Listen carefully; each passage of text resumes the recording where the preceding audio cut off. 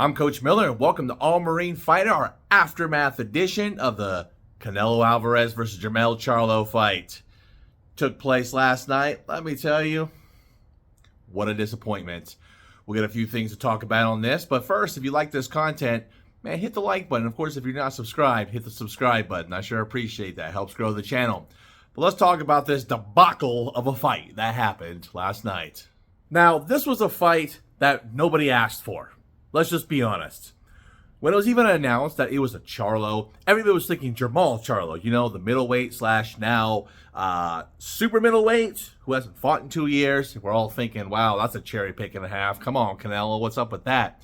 Then we found out it was Jermell.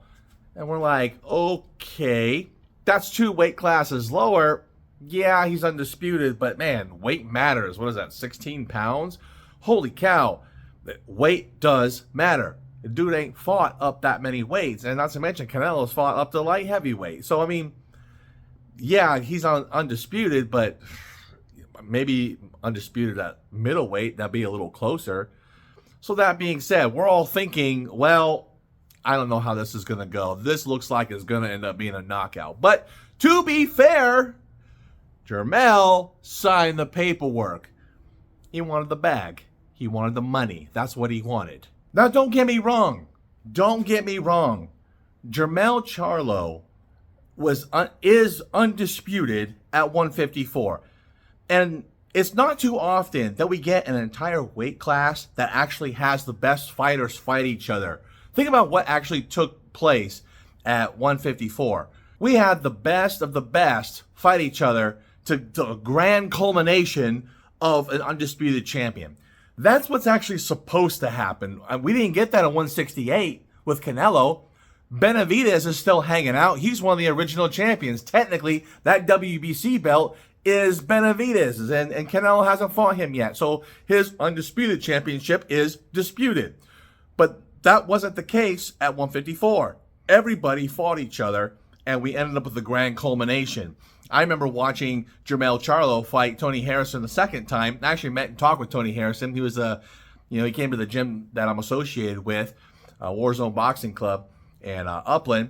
And it was real cool meeting Tony Harrison. He had a WBC belt and that type of thing, meeting his brother too. It was real cool. So kind of on a personal level, I was kind of pulling for him, but I know he wasn't going to beat Jermell a second time.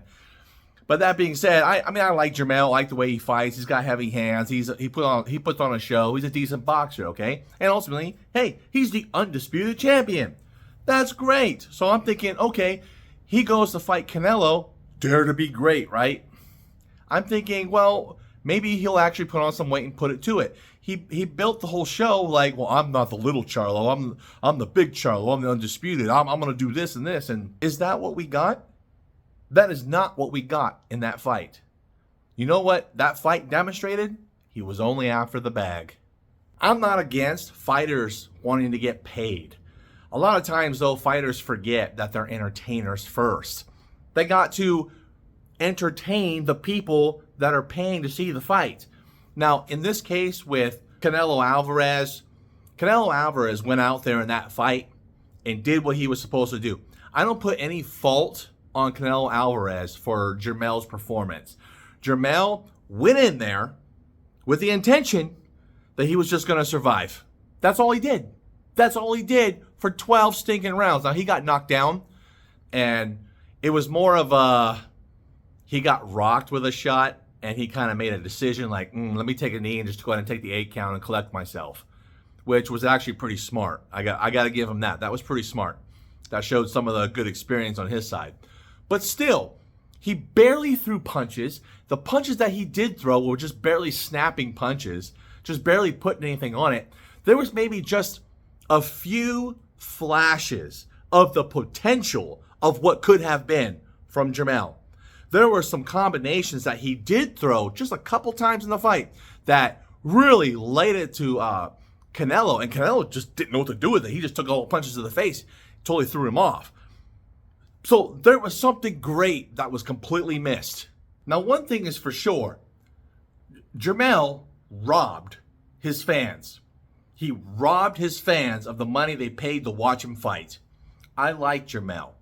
I did anyways. Not so much anymore. I wanted to see him do well. I don't think he should have taken this fight. I don't think Canelo should have even offered it to him. Canelo should have fought Benavidez.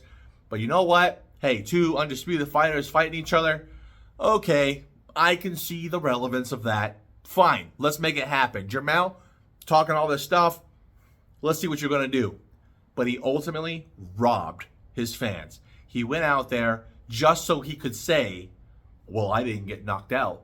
That's like his tag, his little badge that he wore at the end of the fight. Well, I didn't get knocked out. And then he changed the conversation. He's like, well, I want Terrence Crawford. You're going to see a different energy from me against Terrence Crawford. Like, wait, hold on, man. You freaking scam artist. What a scam artist. Anyways, I got to tell you, I hope Terrence Crawford knocks him out. I hope he stops him. I really hope he does. I'm really pulling for Bud on this one. So I really hope that fight is made. Now, Charlo got stripped of his WBA. Now that went to Tim Tszyu. And so we'll see what happens with that. Maybe Terrence is going to go after Tim Tszyu, beat him. Oh, well, Tim can hit hard, but I don't think he's experienced enough to beat Terrence Crawford.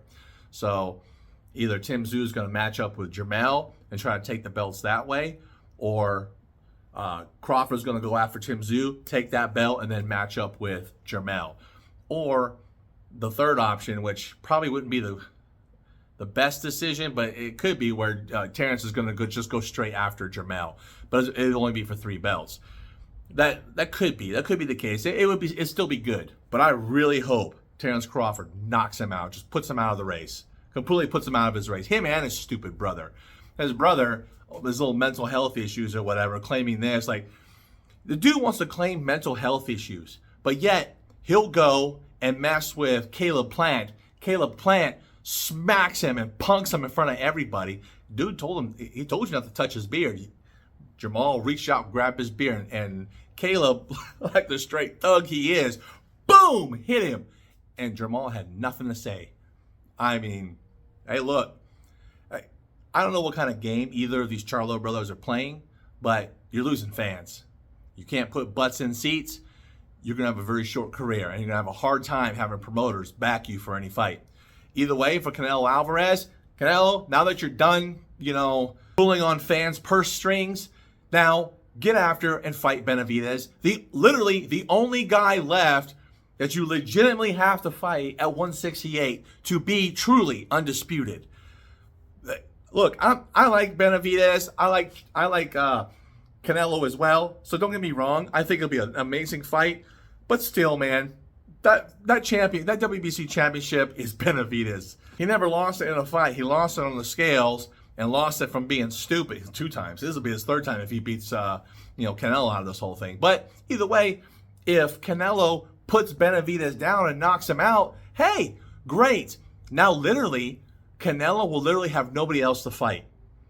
He could, look, at the 168-pound weight class, there's always going to be young dogs. But he's multi-time defended it. He would have cleaned out the division officially, and he could run off into the sunset and retire if he wanted to, or he'd go up to light heavyweight. And he's probably hanging around a little bit, waiting for what happens with Beterbiev's mandatory and then what happens with Bivol and Beterbiev. So who knows what's going to take place with Canelo in that. He may choose to defend a few more times. Who knows? But either way, get the fight everybody wants out of the way, and that's with Benavidez. So maybe he'll do that for Cinco de Mayo. Who knows? For Canelo's performance, I got to tell you, his performance was okay, fight-wise. I think that he was still a little slow and sluggish. He was really hitting hard, which is okay, but if Jermell would have fired the shots that he would have, it would have been a Bivol all over again. Bivol actually kind of laid the blueprint on how to beat Canelo Alvarez. Canelo said he was going to be a different fighter, a new, reinvigorated fighter, and it looked like he was for a moment. And then he kind of reverted back to just walking down and slugging and hitting arms, That kind of fight is not going to beat the light heavyweights. Beterbiev, yeah, he'll gladly sit in the pocket with you, and he hits like a bag of rocks. Just saying. Guys put down a lot of dudes. And Bivol already showed that he can take the best of Canelo's shots and punch him straight in the face back, right? So that being said, that tactic is not going to work. So Canelo's got a lot to learn from this fight, even though Jermell didn't pop up to performance, to what should have been. Canelo still has a lot to learn from in this fight. So we'll see what happens. We'll see what happens from here. If you like these videos, go and click that like button. Of course, if you're not subscribed, click that subscribe button. We always got new content coming out, so stay tuned next time. Until then, stay motivated.